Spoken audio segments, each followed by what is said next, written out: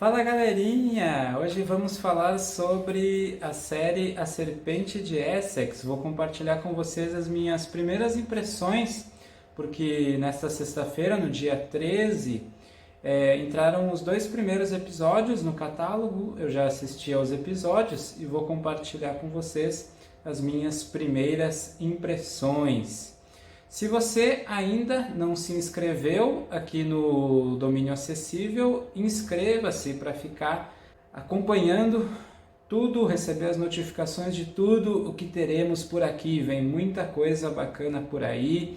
Inclusive, aproveitando para dar um breve recadinho aqui, pessoal, a partir da próxima segunda-feira, iniciaremos aqui no Domínio Acessível o nosso Boletim Pop. Então, de segunda a sexta, sempre por volta das 10 horas da noite, teremos um boletim com as principais notícias do dia relacionadas ao cinema e à televisão, para que você sempre fique por dentro de tudo que está rolando nesse meio, dos principais acontecimentos, novidades, estreias, produções em andamento. E agora vamos ao que serve, vamos falar dos dois primeiros episódios da Serpente de Essex, uma série baseada no livro da Sarah Perry, que conta a história de uma jovem, uma naturalista amadora, a Cora Seaborn. A história se passa no tempo da Inglaterra vitoriana, né? E o que acontece é que a Cora, a nossa protagonista, ela saiu ela perdeu um marido que, pelo que a gente pôde observar nesses primeiros episódios, constituía um relacionamento abusivo, na verdade, que a Cora vivenciava com o marido. A gente deve saber mais detalhes, com certeza, a respeito desse relacionamento nos próximos episódios. O marido morreu, aparentemente, foi durante um incêndio, pelos flashbacks que nós tivemos nesses primeiros episódios. E ela acaba se mudando com o filho para o condado de Essex, se muda de Londres para o condado de Essex para investigar rumores sobre uma serpente marinha que estaria atacando os moradores, a serpente de Essex do título. Existe uma lenda de que antigamente essa serpente atacaria os moradores locais e que agora ela estaria retornando após o desaparecimento de uma adolescente. Ela levanta a saia e começa a correr. A mulher ruiva fecha os olhos e vira o rosto.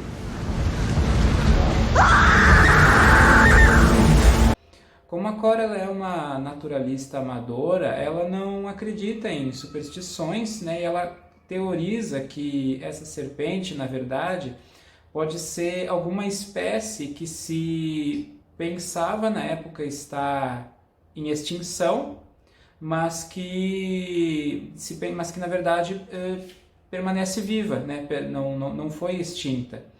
E ela resolve ir até o condado para investigar isso pessoalmente, tentar catalogar essa criatura, essa espécie, e mostrar para os moradores o lado racional, científico da história, né? Só que ela acaba se defrontando com um padre local, um vigário, na verdade, que acha que a serpente é uma invenção, né? Que não acredita na serpente, que acha que é fruto do medo da região e que é inclusive algo que pode desviar as pessoas da fé, né, da verdadeira fé. E aí os dois iniciam uma relação um pouco conflituosa por conta dele ser um homem da fé, ela ser, né, uma pessoa da ciência, mas ao mesmo tempo eles tentam se apoiar aí nas investigações para, né, juntos fazerem uma investigação própria e tentar descobrir o que está causando o desaparecimento dessas pessoas no condado. Como deve ter ficado aparente no começo aqui do vídeo já pela minha fala, pessoal, eu não li o livro da Sarah Perry, então eu não posso comparar esses dois primeiros episódios com o livro para falar da fidelidade, né? Assim, claramente o elenco, tecnicamente a série é muito competente, né? O elenco também, a gente tem a Claire Danes, de Homeland, interpretando a Cora. O problema, eu diria, desses 2 primeiros episódios é que, como eu disse, eu não sei se esse é o caso do livro, mas eu suspeito que talvez, e até vocês podem interagir comigo nos comentários, se alguém leu o livro e tem essa informação, de que um núcleo da narrativa foi criado especificamente para a série, porque a gente tem um núcleo ali da Cora em Essex, investigando o que está acontecendo, e um núcleo que se passa em Londres, né, onde a Cora residia anteriormente, o núcleo de um médico e tal, né? E tá certo que os 2 núcleos eles dialogam com o tema do progresso, que aparentemente é algo que vai ser bastante abordado ao longo da narrativa. Só que os 2 núcleos eles têm tons bem diferentes e isso acaba prejudicando o ritmo da narrativa. É o que acontece quando você assiste a uma produção que parece que ela não sabe exatamente o tipo de história que ela quer contar. Eu não estou nem falando aqui de você misturar gêneros, porque você pode ter uma narrativa que mistura gêneros, que fica até difícil de você rotular, às vezes, né, se aquilo é um suspense, se é um terror, por exemplo.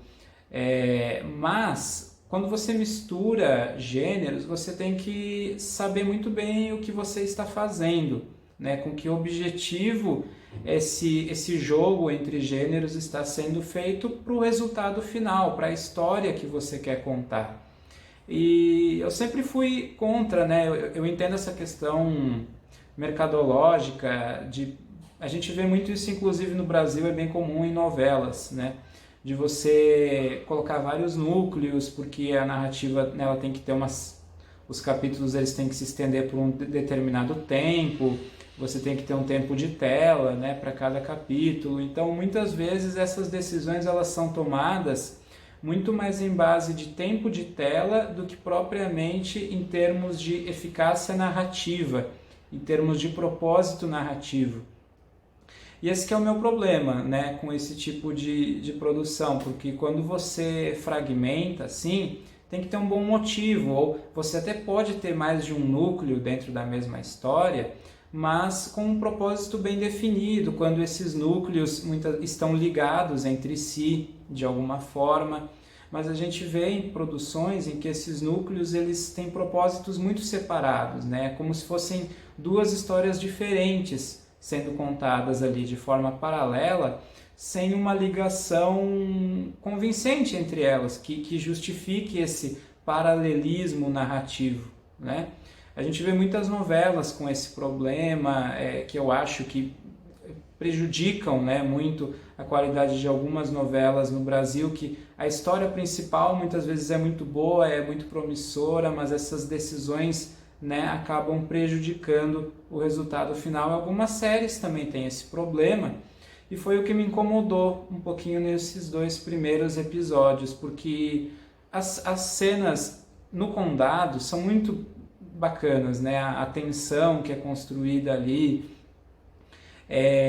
o desconforto da população com a presença da Cora e, consequentemente, a insegurança que ela também vivencia naquele ambiente hostil, que se reflete, muito provavelmente em grande medida, a constante corda bamba em que ela vivia com o marido, né? A constante insegurança, a constante tensão, ela lutando ali para provar os ideais dela, e a gente sabe que, sendo ela mulher, né, naquele período também existe todo um contexto em relação a isso que reflete com os dias de hoje, né? E que, de forma muito sagaz, a narrativa faz essa releitura, né? Traz esse conflito para os dias de hoje. Então, eu imagino que são questões que no livro são tratadas com muita intensidade e que me deixaram até bem curioso para ver o livro. Eu só espero que nos próximos episódios a gente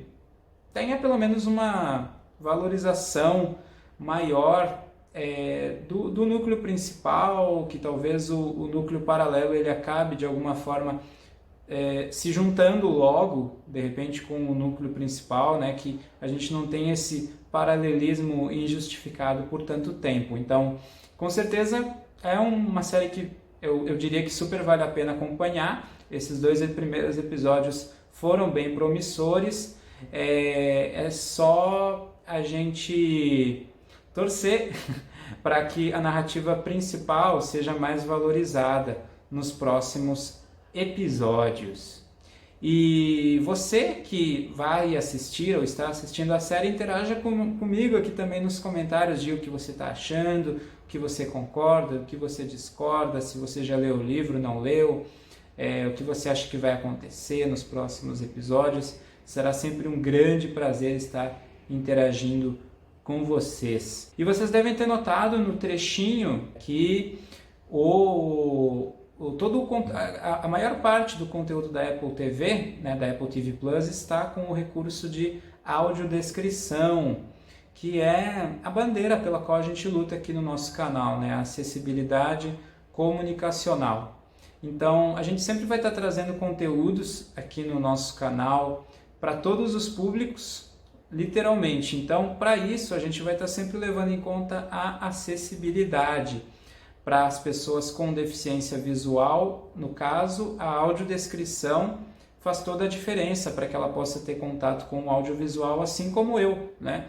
Eu posso estar falando com tanta tranquilidade para vocês aqui, com vocês acerca da série, porque eu pude conferir os 2 primeiros episódios com audiodescrição, sendo que eu sou uma pessoa com deficiência visual, né?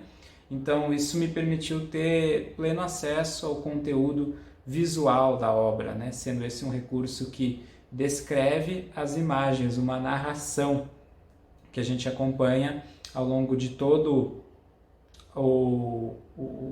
a obra audiovisual, né? Aqui no canal nós temos já trailers com esse recurso que você pode estar conferindo aqui no canal. E vem muita coisa por aí, como eu falei, que a gente vai estar trazendo no nosso canal vários trailers, comerciais antigos, com o recurso de audiodescrição para que pessoas com deficiência visual possam desfrutar, ou para que você que não tem deficiência conheça o recurso, a importância desse recurso e que possa também nos apoiar. É isso mesmo.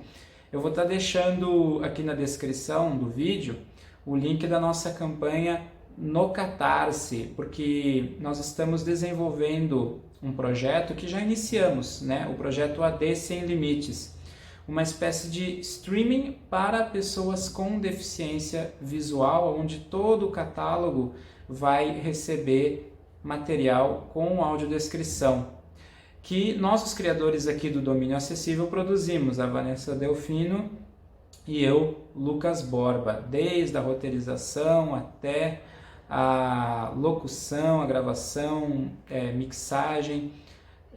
A gente quer expandir cada vez mais o nosso catálogo para trazer séries, filmes, novelas acessíveis para pessoas com deficiência visual em todo o Brasil. E você pode desempenhar um papel fundamental nesse processo, tá bom? Então vou estar deixando o link na descrição para você acessar a nossa campanha e saber mais, se você quiser. E fique sempre acompanhando aqui o Domínio Acessível, que, como eu disse, segunda-feira começa o nosso Boletim Pop, de segunda a sexta, e vem muita coisa bacana por aí. Até o próximo vídeo!